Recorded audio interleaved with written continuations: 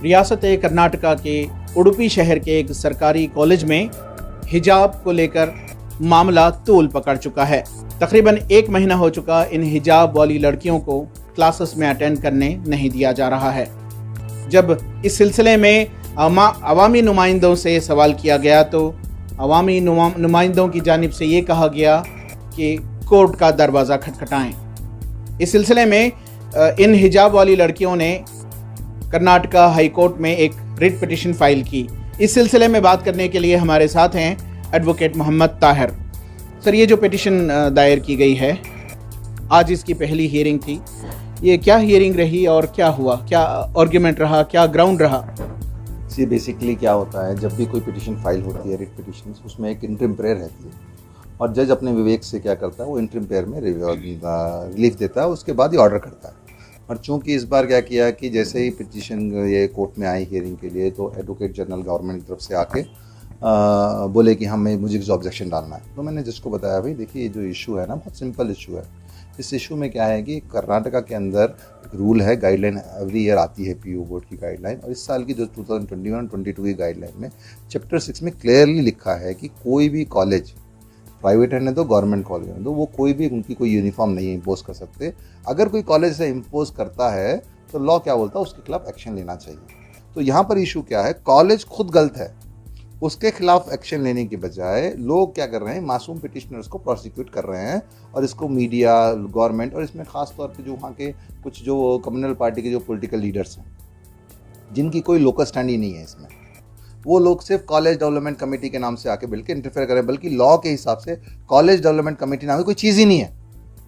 तो ये सिर्फ एक पॉलिटिकल एजेंडा है। आप पॉलिटिकल एजेंडे के अगर पॉलिटिकल एजेंडे को ध्यान में रख के हम जो स्टूडेंट हैं, उसका जो right of education, right of religion comes later, एक राइट ऑफ एजुकेशन को जो डिनाई किया जा रहा है, 2 महीने से उनको कुत्ते की तरह कोर्ट उनको भगाया जा रहा है उनको, उसके बारे में कोर्ट के सामने इसलिए लोग आए हैं कि यहाँ पर उनको कहीं रिलीफ नहीं मिल रहा है। तो आप इसको दो, प्रिलिमिनरी रिलीफ दो कोर्ट में। मगर अलबत्ता मेरे सबमिशन के बाद कोर्ट ने फिर ट्यूसडे को उनको टाइम दिया, और मैं उम्मीद करता हूँ ट्यूसडे को कोर्ट इस चीज़ को एक्नॉलेज करेगा, और मैं उम्मीद करता हूँ ट्यूसडे को रिलीफ मिलेगा। और ये रिलीफ एक इस कॉलेज को मिला तो पूरे कर्नाटक में जो शरारत चल रही है, ये पूरे तरीके से, और ये उनको मालूम है कि आज पिटीशन हियरिंग में आने वाली है, इसीलिए कर्नाटका के दूसरे मुख्तलिफ इलाकों में एक प्लान एजेंडे की तरीके से, ये देखिए कॉन्स्पिरेसी थ्योरी जो है ना, ये पूरी कॉन्स्पिरेसी थ्योरी कम्युनल एजेंडे, कम्युनल पार्टीज का बनाती है।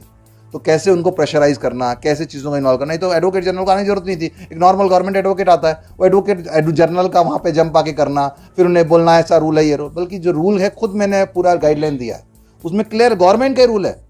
अब ये लोग कोर्ट के आके सामने आके चीज़ों का अलग अलग तरीके से परेशान वो करने की, और क्या होता है बेसिकली, हर एक चीज़ को रिलीजियस रंग देकर उसको क्या है, कम्युनिटी को डिवाइड करने की कोशिश की जाती है, बल्कि ऐसा कुछ नहीं है। लॉ है, लॉ में बोला उसे एक्शन लेना, उसको एक्शन छोड़ के वो बच्चियों को बेचारे परेशान कर रही है। यही मेरा ग्राउंड है, और मैं उम्मीद है कि मुझे ग्राउंड में बहुत ज़्यादा फ़ायदा मिलेगा, और जितने भी स्कूल में लड़कियां अलग अलग कॉलेज में परेशान हो रही हैं, इंशाअल्लाह वो सब परेशानी दूर होगी। और मुझे पूरे कानून में पूरा भरोसा है, और हमारे सिस्टम में पूरा भरोसा है, वो ज़रूर इन लोगों के साथ इंसाफ करेगा। सर, ये उडुपी कॉलेज के बाद आज कुंदापुरा में भी ऐसा मामला पेश आया है, जहाँ पर हिजाब पहनने वाली लड़कियों को कॉलेज में दाखिला नहीं दिया गया।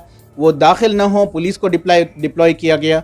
और 2 दिन पहले कुछ संघ परिवार से ताल्लुक़ रखने वाले कुछ अरकान वहाँ पर सैफरन शॉल पहन कर आए। बाद में ये तलबा को बताया गया कि आप हिजाब न पहने, और जो हिंदुत्ववादी हैं वो शॉल न पहने। तो ये उडुपी के बाद कुंदापुरा और रियासत के दीगर इलाकों में, बेंगलुरु में भी फैलने के इम्कानात नज़र आ रहे हैं। देखिए, ये कम्युनल का जो कम्युनलिज्म का जहर है ना, पूरे कर्नाटका के अलग अलग हिस्सों में, पूरे हिंदुस्तान में फैल रहा है। पहली चीज़। दूसरा क्या रहता है, ये सिर्फ एक काउंटर करने के लिए तुम हम शेफरॉन शॉल पहनेंगे, ये पहनेंगे, मतलब पहनने दो। 4 दिन नहीं पहन पाएंगे लोग, 5 दिन में नॉर्मल हो जाएंगे, बेकार की बात है। तो हमारे 10-10 नुमाइंदे, एक वर्ड सुना है उनसे आपने? एक आदमी के अंदर हिम्मत नहीं है जाके मैं लीड करता हूँ इन बच्चों का इशू। इनको अपनी फिक्र रहती है, उनको क्या लगता है मुसलमान के साथ खड़े जाएंगे तो हिंदुओं के वोट चले जाएंगे, बल्कि ये लोग सिर्फ कौम को अपनी टिकट लेने के लिए इस्तेमाल करते हैं, मगर जैसे जीत जाते हैं ना, वो कौम से बिल्कुल भी मुंह मोड़ लेते हैं। तो मैं आप सभी सुनने वालों से गुजारिश करता हूँ, आप अपने आप को पहचानें। हिंदुस्तान में, भारत में हमारे हज़ारों राइट्स हैं, और उसको कोई नहीं छीन सकता, और आपको उसको लेने के लिए प्लान तरीके से अपनी ज़िंदगी गुजारना। मैं आप लोगों को भरोसा दिलाता हूँ, बहुत जल्द इंशाअल्लाह ये एक अच्छा ऑर्डर आएगा। तो सर एक और अहम सवाल, आज ही होम मिनिस्टर अरगा की जानिब से ये बयान आया है कि जो लड़कियां हिजाब पहनना चाहती हैं वो घर में रहें, या फिर जो मज़हब पर चलना चाहती हैं वो अपने घर में रहें, स्कूल ना आएँ। इस तरह का बयान जो है कर्नाटका होम मिनिस्टर की जानिब से आया है। ये हम देखते हैं कि केरला हाई कोर्ट ने भी मुतअद्दिद मरतबा हिजाब की तायद की है, और जैसा कि आपने बताया कि Karnataka pre university education board में भी इस यूनिफॉर्म के ताल्लुक से है। तो ये होम मिनिस्टर का बयान को कैसे देखा जाए?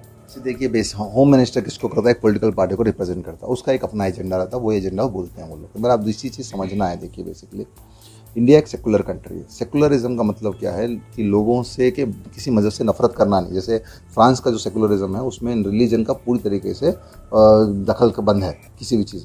बट इंडिया का जो सेकुलरिज्म है, हर रिलीजन को क्या है, रिस्पेक्ट करना है। आप जो देख रहे हैं आज हमारे जो इंडिया में जो हम इतना हिंदुस्तान कामयाब हुआ है, ये है, आप अगर देखेंगे दुनिया में कोई मुल्क ऐसा नहीं रहेगा जिसमें इतनी सारी कौमें और आसान से पीसफुली सालों से रह रही है। सिर्फ ये हमारे सेकुलर वैल्यूज़ की वजह से हैं ये लोग। उडुपी स्कूल का जो वाक़या सुन के, जो हकीकत सुन के मुझे खुद इतना बुरा लगा। वहाँ पर टीचर लोग दूसरे स्टूडेंट्स को मुस्लिम स्टूडेंट के खिलाफ भड़काते थे और उनको बोलते थे कि तुम इनका नकाब खींचो, इनका हिजाब खींचो। जब टीचर ऐसी नफरत पैदा करेंगे तो समाज में हम किससे नफरत होगी? और ये सिर्फ और सिर्फ जो हमारे पॉलिटिकल माहौल जो पैदा हो गए, इसलिए नफरत फैल रही। अरगा ने जो बात किया वो क्या भी नहीं, उनके तो वो तरीका चाहिए है बीजेपी पार्टी का, और उनके लीडरों का यही तरीका है, और वो यही बात करेंगे। उनसे हम कुछ अच्छी चीज़ एक्सपेक्ट भी नहीं कर सकते। मुझे जो तकलीफ है, अरगा से तकलीफ नहीं है, मुझे तकलीफ है जो सो कॉल्ड मुस्लिम लीडर बने रहते हैं ना, उनसे तकलीफ है। ये लोग कभी खुद के आगे नहीं आते, ना कौम के लिए खड़ना चाहते, ना बात करना चाहते हैं। बहुत बहुत शुक्रिया। हम बात कर रहे थे सीनियर एडवोकेट मोहम्मद ताहिर से, जिन्होंने कर्नाटका हाई कोर्ट में उडुपी के स्टूडेंट्स की जानिब से हिजाब के मुताल्लिक रिट पिटीशन फाइल की है। एडवोकेट मोहम्मद ताहिर ने कहा कि ये एक मखसूस पॉलिटिकल पार्टी का एक सियासी एजेंडा है, नफ़रत फैलाने का एक तरीक़ा है। उन्होंने कहा कि दस्तूर पर और क़ानून पर उन्हें पूरा भरोसा है कि और बहुत जल्द हिजाब के सिलसिले में एक बड़ा अच्छा फ़ैसला हाई कोर्ट से आएगा। रफ़ीक जब्बार, ETV भारत, बेंगलोर।